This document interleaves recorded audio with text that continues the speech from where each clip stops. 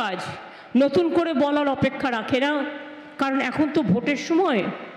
1 মাস 3 দিন এমনিতেই হয়ে গেল ভোট প্রচার করতে করতে, এখনও 1 মাস বাকি আছে। আমি জানি না কি হয়েছে ইলেকশন কমিশনের, একটু দেখতে হবে ভালো করে। আগেরবার আমাদের 21-এর ইলেকশন 2রা মেতে রেজাল্ট বেরিয়ে গেল। এবারে এমন কি হলো, মোদিবাবুর খামখেয়ালিপনার জন্য বিজেপিকে কি করে বিজেপিকে জেতানো যায় নানা রকম ফন্দি বের করে, দূরভিসন্ধি বের করে এখন 1 জুন পর্যন্ত ইলেকশন টেনে নিয়ে গেছে। একটা সংখ্যা হঠাৎ করে বেড়ে গেল। ইলেকশনের দিন দেখলাম একটা সংখ্যা, রাত 9টায় দেখলাম ফাইনাল সংখ্যা, 5 দিন বাদে দেখলাম অন্য সংখ্যা। কারণটা কি মানুষ জানতে চায়, আমিও জানতে চাই একজন সাধারণ মানুষ হিসেবে। আমি গতকাল খবরটা পেলাম,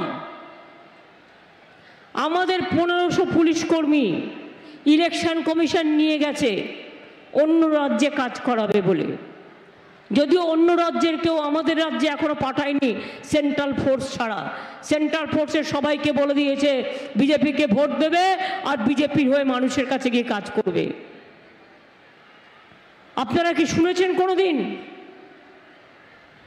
কাজ করতে গেছে অন্য রাজ্যের হয়ে? ইলেকশন কমিশনের কথায় রাজ্য সরকার অফিসিয়াল পাঠিয়েছে, তাদের কাউকে ভোট দিতে দেওয়া হয়নি। পোস্টাল ব্যালট বন্ধ করে দিয়েছে। সেন্ট্রাল পুলিশের যারা কাজ করবে তারা নাকি পোস্টাল ব্যালট দিতে পারবে, আর যারা সেন্ট্রাল পুলিশে কাজ করবে না, রাজ্যের পুলিশ, তারা নাকি ভোট দিতে পারবে না। আমি এর জন্য যতদূর যেতে হয় যাব, কারণ এটা হচ্ছে ডিসক্রিমিনেশন।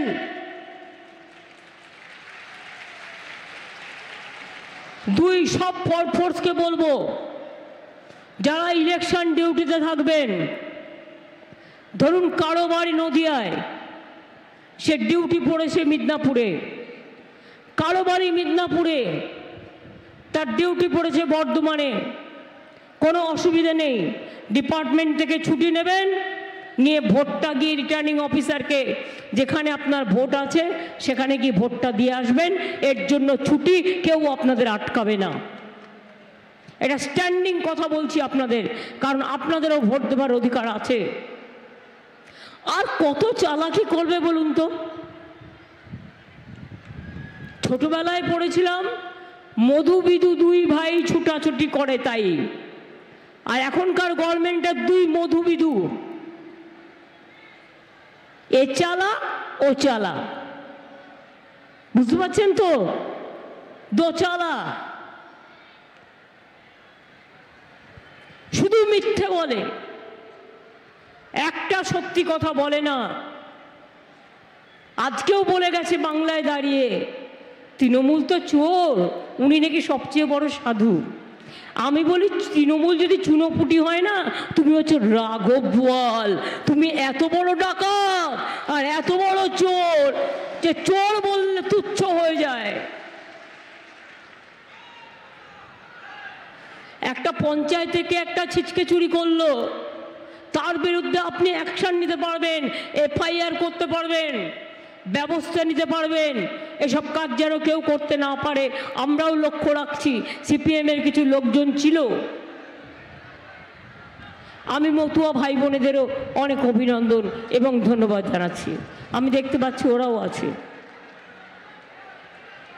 কিন্তু জিজ্ঞেস করুন তো, বলছে আমাকে ভোট দিন আমি কাজ করব।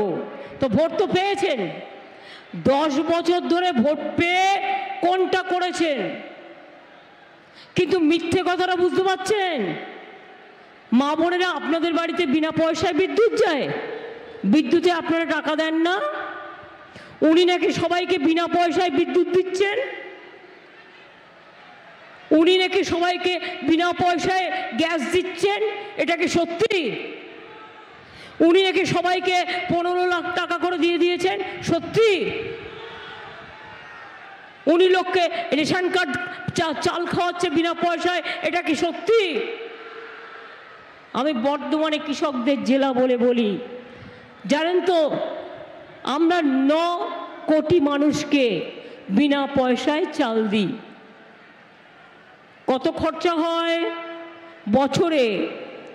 মনে রাখবেন, আগে স্টেট গভর্নমেন্ট নিজের ট্যাক্স তুলত, এখন একটাই ট্যাক্স, সেটা হচ্ছে স্টেট গভর্নমেন্ট কোনো ট্যাক্স তুলতে পারবে না। কেন্দ্রীয় সরকার জিএসটির নামে ট্যাক্স তুলে নিয়ে চলে যাবে আর রাজ্যের ভাগটা রাজ্যকে দেবে। এখন তো একটা নকুলদানা কিনতে গেলেও জিএসটি দিতে হয়, বাতাসা কিনলেও দিতে হয়। কি জিজ্ঞেস করুন কমরেডদের, তারা এখন বড় কমরেড হয়ে গেছে। আমাদের এখান থেকে তুলে নিয়ে গেছে, আমি অফিসিয়াল রেকর্ড বলছি, 6,84,000 কোটি টাকা 5 বছরে গত। আর আমাদের দেয়নি কত? 1,74,000 কোটি টাকা।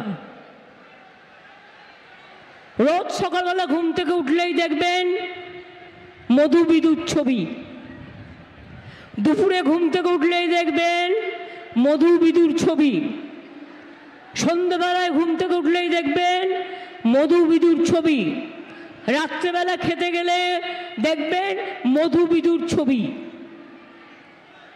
আর সবাইকে বলছে মছলি খাবেন না, মানে মাছ খাবে না, মাংস খাবে না, ডিম খাবে না, সব কাঁচা কলা খেয়ে থাকবে, নয় বার্লি খেয়ে থাকবে। কারণ চার্লি বাবু বলে দিয়েছেন, আমি যা বলবো তাই, 1 লিডার 1 নেশন।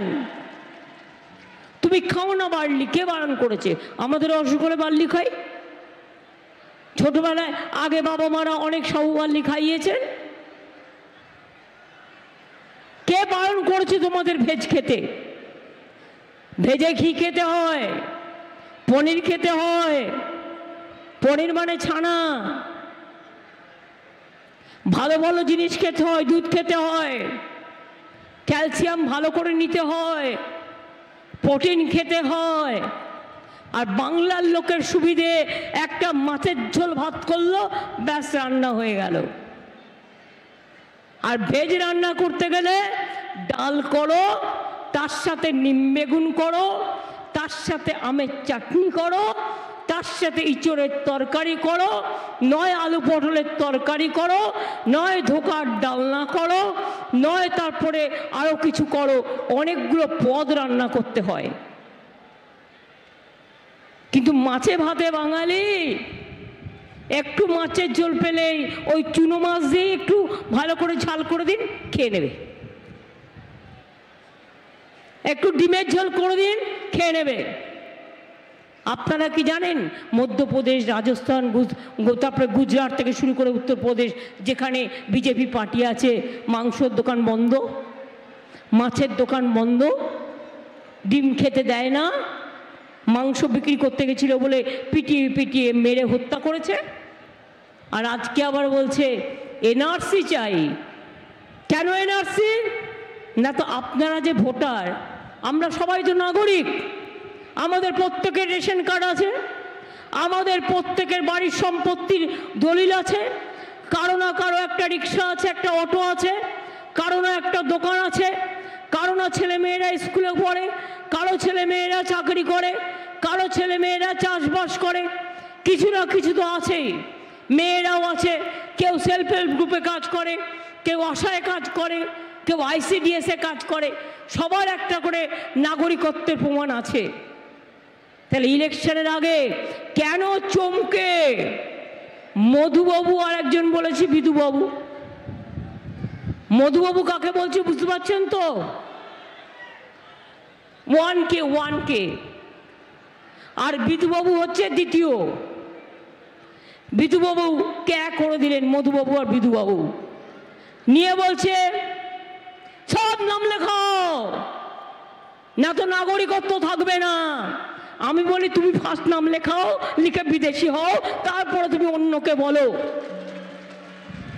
আয়নায় আগে নিজের মুখ দেখো, ভোটের জন্য তোমরা করতে পারো না এমন কোনো কাজ নেই। তোমাদের মতো ধান্দাবাজ, তোমাদের মতো ভাওতাবাজ, তোমাদের মতো মিথ্যেবাদ, তোমাদের মতো প্রতারক, তোমাদের মতো মিথ্যেচারী, অত্যাচারী, দুরাচারী, ব্যভিচারী একটা কোথাও নেই সারা পৃথিবীতে। একদিন যে ভারতবর্ষ নিয়ে আমরা গর্ববোধ করতাম, এখনো করি, আর আজকে সারা পৃথিবী তাকিয়ে আছে, বলছে ছি ছি ছি, এ কি গণতন্ত্র, এ কি লজ্জাতঙ্ক। আজকে নেতাদের সব বিরোধী দলের জেলে পুরে দিয়েছে। কেউ প্রতিবাদ করলে এনআইএ, সিবিআই, আইটি, এই করে কি চিরদিন চলবে? কিছু তো করে যাও যাতে মানুষ মনে রাখে गांधी के कोनो दिन मानुष भूलबे ना, देश का नेता कैसा है गांधी जी जैसा है। नेताजी के क्यों भूलबे ना, नेताजी कैसा है देश का नेता जैसा है। মনে রাখবেন অনেক প্রধানমন্ত্রী আমরা দেখেছি, আজকে যে মতুয়ারা বড় মাকে নিয়ে এত গর্ব করে কেন? তার কারণ তারা চিরকাল শিক্ষা সংস্কৃতির দান করেছে, সমাজের উন্নয়ন করেছে। বাবা সাহেব আম্বেদকর সংবিধান তৈরির তিনি ছিলেন main man, chairman of the constitutional, যে কনস্টিটিউশন তৈরি করা হয় তার। নেতাজি আমাদের ঘরের ছেলে, বলেছিলেন জয় হিন্দ। বঙ্কিমচন্দ্র চট্টোপাধ্যায় বন্দে মাতরম স্লোগানটা দিয়েছিলেন। জাতীয় সঙ্গীত রচনা করেছিলেন রবীন্দ্রনাথ ঠাকুর, আমাদের ঘরের ছেলে। বর্ণ পরিচয় অ আ ক খ কে শিখিয়েছিলেন? তিনি মোদের বিদ্যার সাগর। দেশ গড়তে আন্দোলন কারা করেছিলেন? ক্ষুদিরাম, প্রফুল্ল চাকি, বিনয় বাদল দীনেশ, গান্ধীজি, নেতাজি থেকে শুরু করে কত মানুষ যারা দেশের জন্য প্রাণ হারিয়েছেন। এই বিজেপি তখন ছিল না, এ ভাজপা তো अब नहीं था, ভাজপা তো अब कहाँ था। আমি শুনেছি ধাত্রীগমের এখানে আশেপাশে একটা RSS এর ভালো ঘাঁটি আছে, অনেক মানুষ আছেন। আমি সবাইকে অশ্রদ্ধা করি না, যারা শ্রদ্ধা করার তাদের আমি শ্রদ্ধা করি, কিন্তু আপনাদের একটা কোশ্চেন করি, আপনারা কেন কথা বলছেন না যখন মহিলাদের উপর অত্যাচার হয়? সন্দেশখালি নিয়ে মিথ্যে কথা বলে প্রাইম মিনিস্টার রোজ নাটক করছে, আর মাননীয় রাজ্যপালের রাজভবনে যদি একটা বাচ্চা মেয়ে তার ওখানে কাজ করতে গিয়ে মলেস্টেটেড হয়, আপনাদের কি বক্তব্য? কেন আপনারা কথা বলেন না?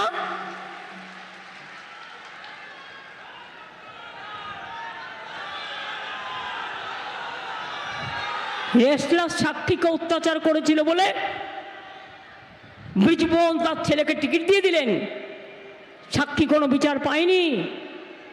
বিলকিস কোনো বিচার পায়নি, হাতরাস কোনো বিচার পায়নি। এনআরসি নিয়ে আন্দোলন করছিল দিল্লিতে, ইউপিতে, আসামে কেটে কেটে খুন করে নালায় ভাসিয়ে দেওয়া হয়েছে, কারো বডি খুঁজে পাওয়া যায়নি। এই তো আপনাদের দেশ চালানোর ক্ষমতা। যে সত্যিকারের নেতা হয় মানুষ তাকে মনে রাখে হাজার বছর, লক্ষ বছর, কোনোদিন ভোলে না। আর কখনো না কখনো আপনি তো চলে যাবেন, আমরাও চলে যাব। तब लोगों ने आप लोगों को याद नहीं करेगा, जो काम करते हैं उसको याद करेगा, लेकिन आप लोगों ने जो अत्याचार कर रहा है देश में, जो अत्याचार फैला रहा है, आप लोगों ने सपोर्ट नहीं करेगा। अभी तो चुनाव कमीशन का मदद लेके आप चुनाव में लड़ रहा है, पोस्टल बैलेट भी नहीं दे रहा है। Why central government police will be only entitled who are doing duty in other state, but why the state government employees, the police especially, they will not be allowed to cast their vote, the postal vote? Why this discrimination? I want to know specifically from the election commission. এই করে করে vote জাম করছে, এই করে করে বিজেপিকে জেতাবেন ভাবছেন, 3টে পোষ্য লোককে নিয়ে এসছে, এবিসি করে বিজেপি বানিয়ে দিয়েছে ইলেকশন কমিশন। যার সাথে কোনো দেশের সম্পর্ক নেই, যাদের সাথে মানুষের সম্পর্ক নেই, যাদের সাথে গণতন্ত্রের সম্পর্ক নেই। বলুন না, এত গরমের মধ্যে একদিন 1 ঘন্টা এক পা তুলে দাঁড়িয়ে থাকবে, আর যদি এক পা তুলেও দাঁড়াতে অসুবিধা হয় চেয়ার দেবো, বসবেন, কিন্তু 1 ঘন্টা রোদে বসে থাকবেন, তারপরে বুঝবেন যে কিভাবে আপনারা ইলেকশন করছেন। 1 মাস হয়ে গেল, মাত্র 6টা জায়গায় ভোট হলো। নিজেদের তো ঠান্ডা ঘর থেকে বেরোতে হয় না, মজাতেই আছে, মজাতেই আছে।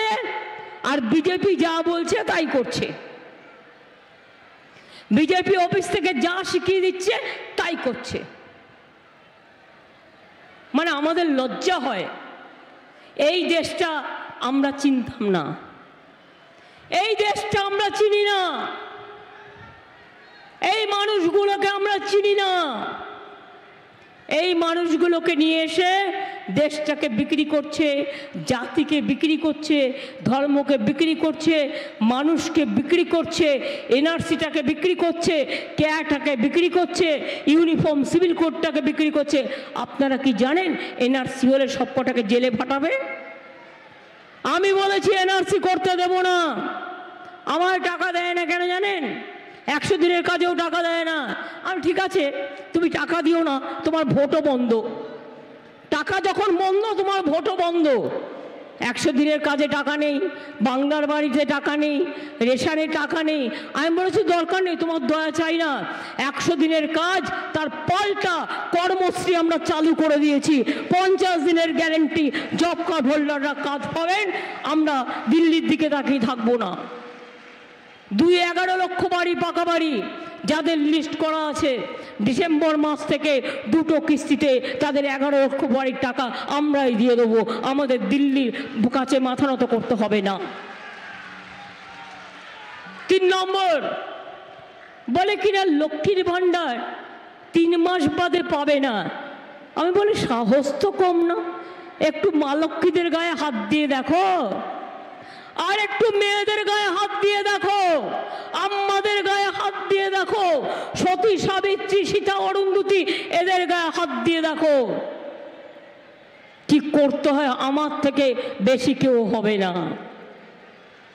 শুনুন, আমরা লড়াই করি বাঘের বাচ্চার মতো। আমাদের যেমন সুন্দরবনও আছে, আমাদের কাশ্মীরও আছে, আমাদের জল জঙ্গলও আছে, আমাদের অরণ্য আছে। আমরা বন্য, কখনো অরণ্য, কখনো সবুজ, কখনো ধন্য। তাই মনে রাখবেন, লক্ষ্মীর ভাণ্ডার আমাদের প্রকল্প, তোমাদের নয়। মিথ্যে কথা বলবে না, মিথ্যে কথা বলা পাপ। মিথ্যাচারী, ব্যভিচারী সব দেখাচ্ছে টিভিতে, কাউকে দিয়ে বলাচ্ছে মোদিবাবু আমাদের রেশন পৌঁছে দেয়, ছাই দেয়, ক্যাচ কলা দেয়। কত লাগে রেশন দিতে বছরে? 16,000 কোটি টাকা। 9,000 কোটি টাকা রাজ্য দিত, 7,000 কোটি ওদের দেওয়ার কথা ছিল। 2 বছর তাও দেয়নি। অর্থাৎ 12,000 কোটি টাকা সেন্ট্রালের দেওয়ার কথা ছিল, দেয়নি। আর আমাদের 18,000 কোটি টাকা আমরা দিয়েছি। ফলে 30,000 কোটি টাকা রেশনের জন্য আমাদের খরচা হয়েছে, আমরা দিয়েছি, সেন্ট্রাল দেয়নি। মিথ্যেবাদীর দল মিথ্যে কথা বলে, কুৎসা করে, শুধু অপপ্রচার করে। খোঁজ নিয়ে দেখুন, সব ওষুধের দাম বাড়িয়ে দিয়েছে। মোদি ফান্ডে টাকা নিয়েছে আর সব ওষুধের দাম বাড়িয়ে দিয়েছে। বিজেপি ফান্ডে টাকা নিয়েছে, সব ওষুধের দাম বাড়িয়ে দিয়েছে। ব্লাড সুগারের রোগী রোজ ওষুধ খেতে হয়, হার্টের পেশেন্ট রোজ ওষুধ খেতে হয়, ব্লাড প্রেশারের রোগীকে খেতে হয়, জ্বর হলে অ্যান্টিবায়োটিক্স খেতে হয়, পেট খারাপ হলে খেতে হয়। সব কিছুর দাম বাড়িয়ে দিয়েছে, চাকরি বন্ধ করে দিয়েছে। আর যে শিক্ষক শিক্ষিকারা চাকরি করছে, ভাজপা সিপিএমকে দাঁড় করিয়ে, ভাজপা সিপিএম মিলে 26,000 ছেলে মেয়ে শিক্ষকের চাকরি কেড়ে নিয়েছে। আমরা গেছি সুপ্রিম কোর্টে, আশা করি বিচার পাবো। আর একটা কথা আমি বলে রাখি, জেনে রাখবেন, মোদি বাবু, আপনাকে লোক দেখানো ইলেকশনের আগে ঢং করতে হবে না। অনেক ঢং করেছেন, আপনি চাকরি খেয়েছেন, আপনার লোকেরা খেয়েছে, তৃণমূল খেয়েছে। একটা চাকরি দেওয়ার ক্ষমতা নেই, কিল মারার গোসাই। শূন্য কলছি, বড্ড বাজে, বড্ড বেশি কথা বলে। জানে না বেশি কথা বললে দাঁত পোকলা হয়ে যাবে, আর আরো বেশি মিথ্যে কথা বললে দাঁতের মাড়িটাই চলে যাবে।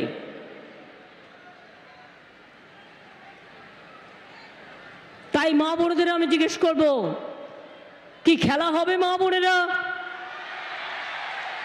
আপনারা তো এতদিনে জেনে গেছেন লক্ষ্মীর ভাণ্ডার 60 বছরের পরেও চলবে। যতদিন বেঁচে থাকবেন ততদিন চলবেন, চিন্তা করবেন না। কিষাণ ভাতা যারা পাচ্ছেন পেয়ে যাবেন। আলুর জন্য আমরা বীমা করছি যাতে আপনাদের অসুবিধে না হয়। তো কি মা বোনেরা খেলা হবে? রান্না করেন যখন হাতা খুন্তি ঝান্না লাগে, হাঁড়ি কড়াই লাগে, ওগুলো রেডি করে রেখে দিন, একটু খেলতে হবে। কি ভাই বোনেরা খেলা হবে? সবুজশ্রী খেলা হবে, স্মার্টফোন খেলা হবে, সাইকেল খেলা হবে, ঐক্যশ্রী খেলা হবে, শিক্ষাশ্রী খেলা হবে, যুবশ্রী খেলা হবে, মেধাশ্রী খেলা হবে। ও তুমি একটা বল নিয়ে এসছো, অনেকদিন বাদে দেখলাম। খেলা হবে বলেই যাচ্ছি, কিন্তু বল তো নিয়ে আসেনি। চলে এসো তো, অনেকদিন হয়নি। নমস্কার, দেখছেন কলকাতা টিভি, আমি সুচন্দ্রিমা। শুরু করছি 4টে 4 দিক। শুরুতেই যে খবরের দিকে নজর রাখছি, রাজভবনে মহিলা কর্মীর অভিযোগের ভিত্তিতে রাজ্যপালকে নিশানা করে তো মমতা বন্দ্যোপাধ্যায়। শ্লীলতাহানির অভিযোগে রাজ্যপালকে কড়া ভাষায় আক্রমণ মমতার। রাজভবনে কর্মীর সঙ্গে কি ব্যবহার করেছেন, তার সঙ্গে 2 বার শ্লীলতাহানি করা হয়। আমি মেয়েটির কান্নার ভিডিও দেখেছি, আবার অসম্মানের ভয় পাচ্ছে মেয়েটি। সেখান থেকে মোদি এলেন, একটা কথাও বললেন না। প্রধানমন্ত্রী, আপনি মা বোনেদের নিয়ে কথা বলেন কিভাবে? রায়নার সভা থেকে নিশানা মমতার।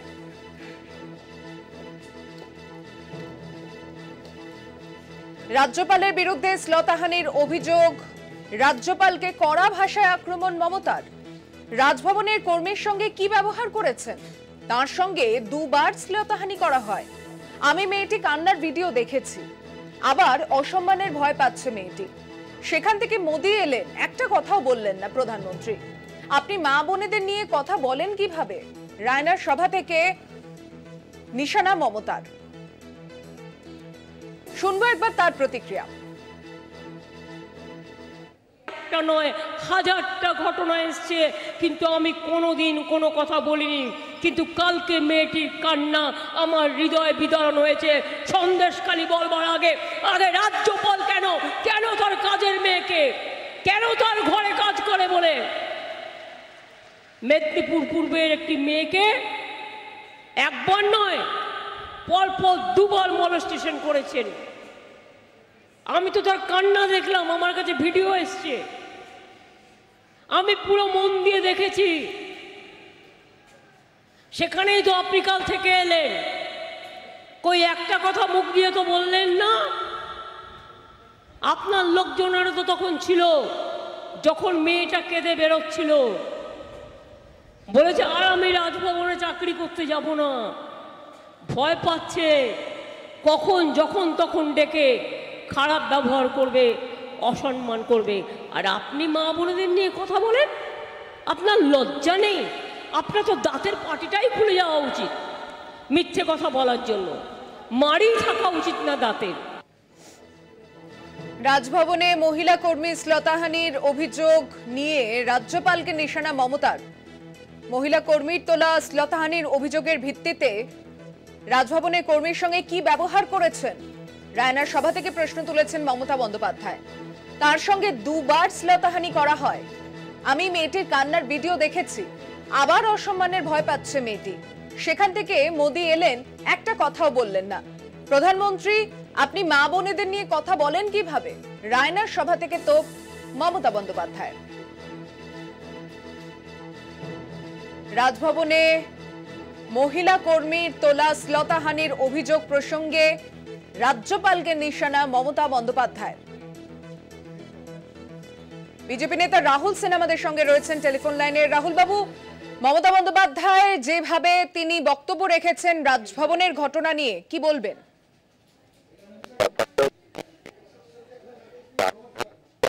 ঘটানো হয়েছে, অতএব সেই নিয়ে বলার কিছু নেই যে তৃণমূল এত নিচু পর্যায়ে নামতে পারে। নির্বাচনের আগে একটা সাজানো ঘটনার মাধ্যমে এই জাতীয় অপপ্রচারে তৃণমূল যেটা করছে এটা টিকবে না। আর দ্বিতীয় কথা, প্রথম দিন শ্লীলতাহানি যার হলো, সে আবার দ্বিতীয় দিন শ্লীলতাহানির জন্য আবার ওখানে গেল। এই ঘটনা পৃথিবীতে কোথাও কখনো ঘটেনি। একবার শ্লীলতাহানি হওয়ার পরে তার কাছে আরেকবার সে শ্লীলতাহানি যাচ্ছে আর তারপরে কমপ্লেন করছে, এটা অনেক বেশি কাঁচা কাজ হয়ে গেছে। ধন্যবাদ আপনার প্রতিক্রিয়ার জন্য।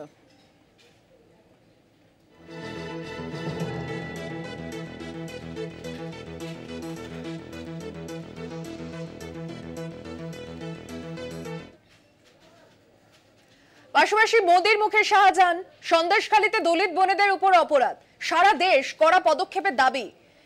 অপরাধীকে বাঁচাতে চেয়েছিল তৃণমূল, এই জন্যই যে অপরাধীর নাম শাহজাহান। বর্ধমানের সভায় নিশানা প্রধানমন্ত্রীর। মোদির মুখে শাহজাহান প্রসঙ্গ, সন্দেশখালীতে দলিত বোনেদের উপর অপরাধ, সারা দেশ কড়া পদক্ষেপের দাবি জানায়। অপরাধীকে বাঁচাতে চেয়েছিল তৃণমূল, এই জন্যই যে অপরাধীর নাম শাহজাহান। বর্ধমানের সভায় নিশানা প্রধানমন্ত্রীর। কি বলেছেন তিনি এই প্রসঙ্গে, শুনুন। मैं आज पूछना चाहता हूं टीएमसी सरकार से, यहां संदेशखाली में हमारी बहनों के साथ, हमारी दलित बहनों के साथ इतना बड़ा अपराध हुआ, पूरा देश कार्रवाई की मांग करता रहा। टीएमसी उसके गुनहगार को बचाती रही। क्या सिर्फ इसलिए क्योंकि उस गुनहगार का नाम शाहजहां शेख था? ফিরছে একটা বিরতি নিয়ে, সঙ্গে থাকবেন 4:04 দিকে। ফিরে এলাম বিরতির পর। চোখ রাখবো যে খবরের দিকে। অল্পের জন্য রক্ষা পেলেন ঘাটালের সাংসদ দেব। আজ সভা শেষে তার হেলিকপ্টারে ধোঁয়া দেখা যায়, জরুরি অবতরণ করাতে হয় সেই হেলিকপ্টারে। অল্পের জন্য রক্ষা পেয়েছেন সাংসদ দেব। মুর্শিদাবাদে প্রচারে যাওয়ার আগে জরুরি অবতরণ করাতে হয় তার কপ্টারের। কথা বলবো, টেলিফোনে রয়েছেন প্রতিনিধি পরিতোষ। কি অবস্থা, কি কারণ কি জানা যাচ্ছে পরিতোষ? দেখো সুচন্দ্রবাদী, তোমাকে জানিয়ে রাখি, এই রতুয়ায় তিনি রোড শো করতে অংশগ্রহণ করেছিলেন তৃণমূলের ঘাটাল লোকসভা কেন্দ্রের প্রার্থী তথা বিধায়ক সাংসদ দীপক অধিকারী ওরফে দেব। তিনি এই রোড শো শেষ করে যখন মুর্শিদাবাদে দলীয় কর্মসূচিতে অংশগ্রহণ করতে যাচ্ছিলেন, ঠিক যখন আকাশে যখন তার হেলিকপ্টার, সেই আকাশে তার হেলিকপ্টার থেকে ধোঁয়া বেরোতে থাকে, এমনটাই জানা যাচ্ছে। গোটা পরিস্থিতিতে জরুরিভাবে অবতরণ করানো হয় তার হেলিকপ্টার। যে হেলিকপ্টারের পাইলট মালদা বিমানবন্দরে তার হেলিকপ্টারকে জরুরিভাবে অবতরণ করে। অক্ষত অবস্থায় অবতরণ হন এই হেলিকপ্টার, যদিও অক্ষত রয়েছে দীপক অধিকারী ওরফে দেব। তারপর সেখান থেকে বাই রোড অর্থাৎ গাড়িতে করে তিনি মুর্শিদাবাদের যে দলীয় কর্মসূচি তাতে রওনা দেয়। যদিও এটি গোটা পরিস্থিতিতে যেটা জানা যাচ্ছে, কি কারণে এই ধোঁয়া বেরোনো এবং সমস্তটা যে কি কারণে হলো তা এখনো স্পষ্ট নয়। যদিও এই আকাশপথে যে যখন ধোঁয়া বেরোচ্ছিল সেই পরিস্থিতিতে একটা বড়সড় দুর্ঘটনা ঘটতে পারত, সেই আশঙ্কাও করা হচ্ছে।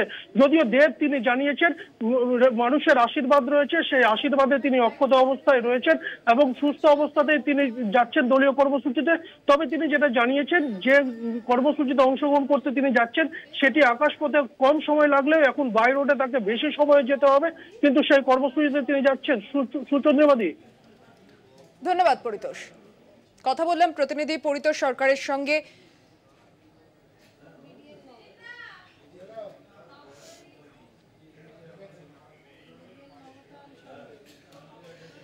আপনাদেরকে জানাই অল্পের জন্য রক্ষা পেয়েছেন সাংসদ দেব। মুর্শিদাবাদে প্রচারে যাওয়ার সময় তার হেলিকপ্টারে ধোঁয়া দেখা যায় এবং জরুরি অবতরণ করানো হয় মালদহে। যান্ত্রিক ত্রুটির কারণেই এই সমস্যা। এরপরে গাড়ি করে মুর্শিদাবাদের উদ্দেশ্যে রওনা দেন দেব। ভোটের প্রচারে মুর্শিদাবাদে যাওয়ার সময় তার হেলিকপ্টারে ধোঁয়া দেখা দেয়, জরুরি অবতরণ করানো হয় মালদহে।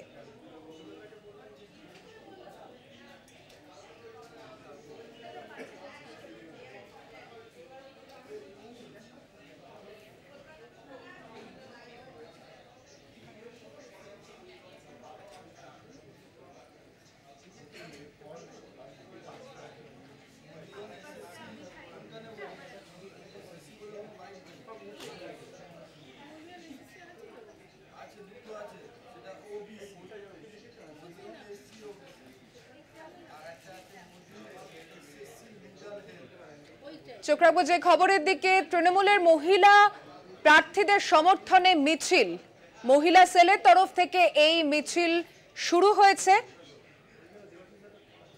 তৃণমূল কংগ্রেসের মহিলা সেলের মিছিল চন্দ্রিমা ভট্টাচার্যের নেতৃত্বে তৃণমূল প্রার্থীদের সমর্থনে শুরু হয়েছে এই মিছিল।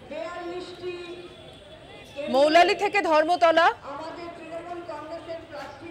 সরাসরি চলে যাচ্ছে। আমাদের সঙ্গে রয়েছেন প্রতিনিধি, বিশেষ প্রতিনিধি দেবজ্যোতি ঘোষ। দেবজ্যোতি, চন্দ্রিমা ভট্টাচার্য রয়েছেন নেতৃত্বে, কারা কারা আর এই মিছিলে দেখা যাচ্ছে যাদের? দেখো, তৃণমূল কংগ্রেসের মহিলা সেলের পক্ষ থেকে এই মিছিল, ইতিমধ্যে মিছিলটি মৌলাল থেকে শুরু হয়েছে। এই মিছিলে অংশগ্রহণ করেছেন নয়না বন্দ্যোপাধ্যায় থেকে শুরু করে স্মিতা বক্সি, চন্দ্রিমা ভট্টাচার্য, এছাড়াও মালা সাহা থেকে শুরু করে তৃণমূল কংগ্রেসের প্রথম সারির মহিলা নেতৃত্ব। তাদের যে দাবি যে তৃণমূল কংগ্রেসে একমাত্র রাজনৈতিক দল যাদের 12 জন মহিলা প্রার্থী প্রতিদ্বন্দ্বিতা করছেন 42 জনের মধ্যে, এবং তাদের জয় নিশ্চিত করতে তারা পথে নেমেছেন। এই মুহূর্তে তৃণমূল কংগ্রেস নেত্রী আমি সঙ্গে কথা বলে নেব। যে আপনাদের আজকে এই পদযাত্রা, আজকে মহিলারা এখানে আমাদের প্রার্থীদের জন্য পদযাত্রা শুরু করেছে। 6টা আমাদের আসনের ভোট হয়ে গেছে, উত্তরবঙ্গের 6টা আসন, কিন্তু এখনো যে বাকি আছে আরো 38টা হবে। তবে আমরা জানি যে মমতা বন্দ্যোপাধ্যায়ের উন্নয়ন এবং মহিলারা আমাদের প্রার্থীদের জিতিয়ে নিয়ে আসবে।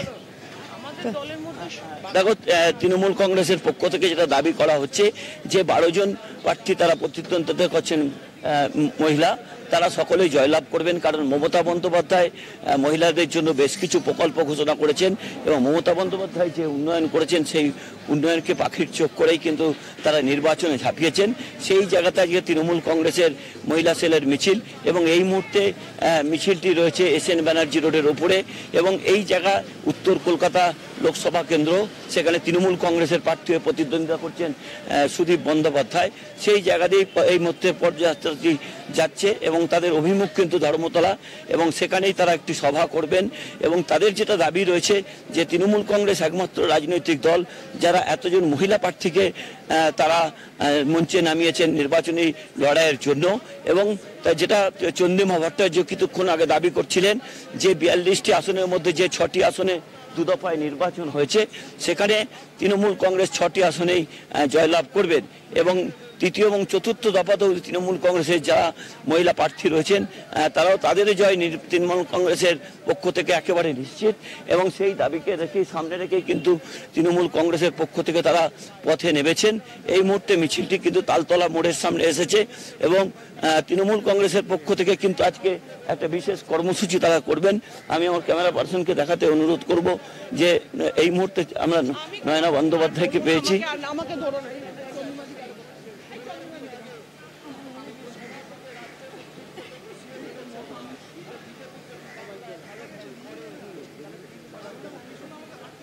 দেখো তৃণমূল কংগ্রেসের পক্ষ থেকে চন্দ্রিমা ভট্টাচার্যের নেতৃত্বে যে মিছিল, সেই মিছিলটি এই মুহূর্তে এগিয়ে আসছে এবং সেখানে ধর্মতলায় যে তারা একটি সমাবেশ করবেন এবং সেখান থেকেই আগামী দিনে মহিলাদের বেশ কিছু কর্মসূচি তৃণমূল নেতৃত্ব ঘোষণা করবেন। দেখো অত্যন্ত গুরুত্বপূর্ণ এই লোকসভা আসন, এবারের এই উত্তর কলকাতা লোকসভা আসনটি তৃণমূল কংগ্রেসের কাছে অত্যন্ত গুরুত্বপূর্ণ, কারণ তাপস রায় ভারতীয় জনতা পার্টির প্রার্থী হয়ে প্রতিদ্বন্দ্বিতা করছেন এবং মিছিলটি এই মুহূর্তে কিন্তু বেশ এগিয়ে আসছে ধর্মতলার দিকে এবং যেখানে উত্তর কলকাতার যে তৃণমূল কংগ্রেসের প্রার্থী রয়েছেন সুদীপ বন্দ্যোপাধ্যায়, তার সহধর্মিণী মিছিলে অংশগ্রহণ করেছেন। আমি এখানে মিছিলে অংশগ্রহণ করেছেন অর্পিতা ঘোষ, তার সঙ্গে আমি কথা বলার চেষ্টা করব। যে দিদি মহিলাদের বিশেষ এবারে লোকসভা নির্বাচনে প্রায় 12 জন, আপনাদের কি বলবেন? দেখুন, এটা আমাদের মমতা বন্দ্যোপাধ্যায় যেদিন থেকে 2011 সালে এসেছে তখন থেকে যদি লক্ষ্য করেন, পঞ্চায়েতে আমাদের 50% মহিলাদের জন্য সংরক্ষণ হয়েছে। সারা ভারতবর্ষে যখন প্রথম 2014 সালে আমাদের 34 জন সাংসদ ছিল, তখন কিন্তু তৃণমূল কংগ্রেসের পার্সেন্টেজে মোর দ্যান 34% ছিল। অতএব মমতা বন্দ্যোপাধ্যায় চিরকালই মেয়েদের আলাদা করে গুরুত্ব দেন এবং বাংলার মহিলারা জানেন যে মমতা বন্দ্যোপাধ্যায় আসার পর থেকে, এই মামাটি মানুষের সরকার হওয়ার পর থেকে কিন্তু মহিলারা সম্মান পাচ্ছেন। যে গতকাল রাজভবনে যে পিস রুমের নাম করে যে ঘটনা ঘটেছে, কি বলবেন? দেখুন, এটা নিয়ে কথাবার্তা চলছে, অভিযোগ হয়েছে, আপনারা প্রত্যেকে দেখেছেন। আমরা আলাদা করে মন্তব্য করতে চাই না, মানুষ ঠিক বিচার করবেন, মানুষ বুঝতে পারছেন সবটা। তাই আমাদের আলাদা করে ডেসক্রিপশন দেওয়ার কোনো প্রয়োজন নেই। ঘটনা মানুষের সামনে এসছে, কি হয়েছে, কি অভিযোগ এবং তার প্রেক্ষিতে মহান রাজ্যপাল কি বলেছেন তাও এসেছে। এবার বাকিটা মানুষের বিচারের উপরে ছাড়ছে, আমরা এই নিয়ে মন্তব্যের মধ্যে যাব না। তিনি এই মুহূর্তে রাজ্য ত্যাগ করেছেন, তিনি কোচিতে পৌঁছে গেছেন। রাজ্য ত্যাগ করছেন, কোথায় যাচ্ছেন আমরা এত ইন্টারেস্টেড নই। এখন ইলেকশন, আমরা প্রত্যেকে ব্যস্ত, আমাদের এত রাজ্যপাল কোথায় যাচ্ছেন এত পারবো না খবর রাখতে। Thank you.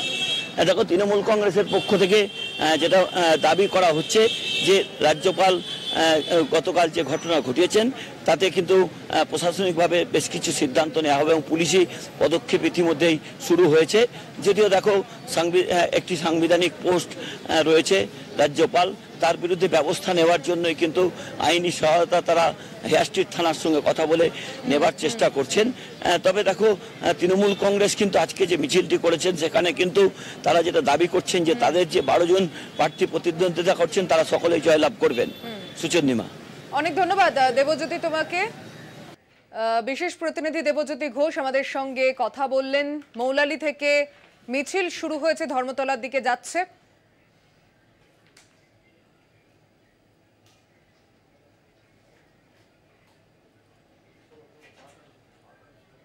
অন্যদিকে গতকাল থেকে যে বিতর্ক তৈরি হয়েছে রাজভবনকে ঘিরে, রাজভবনের কর্মীদের উদ্দেশ্যে অডিও বার্তা রাজ্যপালের।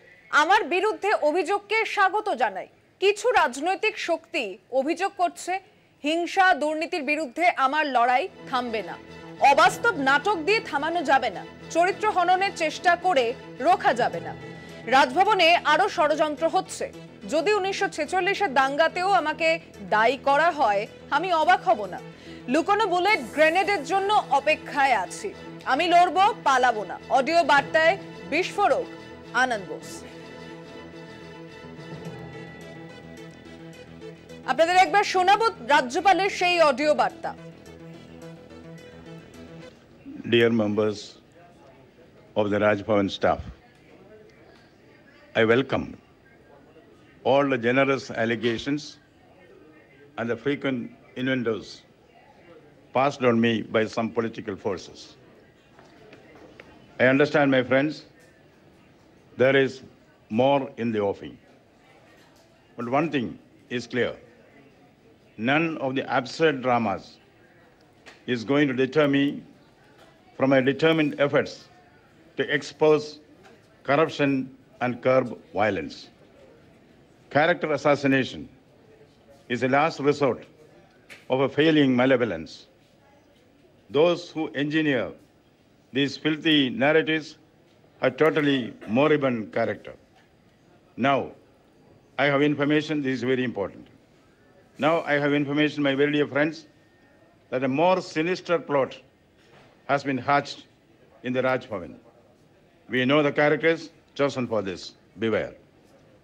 I will not be surprised if I am blamed for the Bengal famine of 1943 or the infamous great Calcutta killings of 1946. That is the nature of the political forces working in the state. Please take it from me. I don't come to Bengal to relax for rest and recuperation.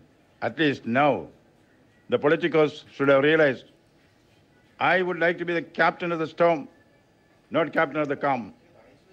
Bring out all the weapons from your armory. Use it against me. I'm willing. I'm prepared. Sorry, my detractors. I have learned the lessons to fight, not flight. Waiting for the next grenade and your hidden bullets. Yes, with great expectations. Please fire. I'm willing to receive it. I'm only assuring my brothers and sisters of Bengal. Hey Lodai, Ami Lodbo. Hey Lodai, Ami Lodbo. I shall continue my fight for the dignity and respect of my brothers and sisters of Bengal. নিচ্ছে আরো একটা ছোট্ট বিরতি, সঙ্গে থাকবেন। অবৈধ বালি খাদান বন্ধের নির্দেশকে বুড়ো আঙুল, হাইকোর্টের নির্দেশের পরও রমরমিয়ে চলছে বালি চুরি। দামোদরের বুক থেকে বেসিনের মাধ্যমে নতুন নতুন প্রক্রিয়ায় বালি লুট বালি মাফিয়াদের। দুর্গাপুরের দামোদরের বিস্তীর্ণ এলাকা জুড়ে বালি মাফিয়াদের রমরমা ব্যবসা।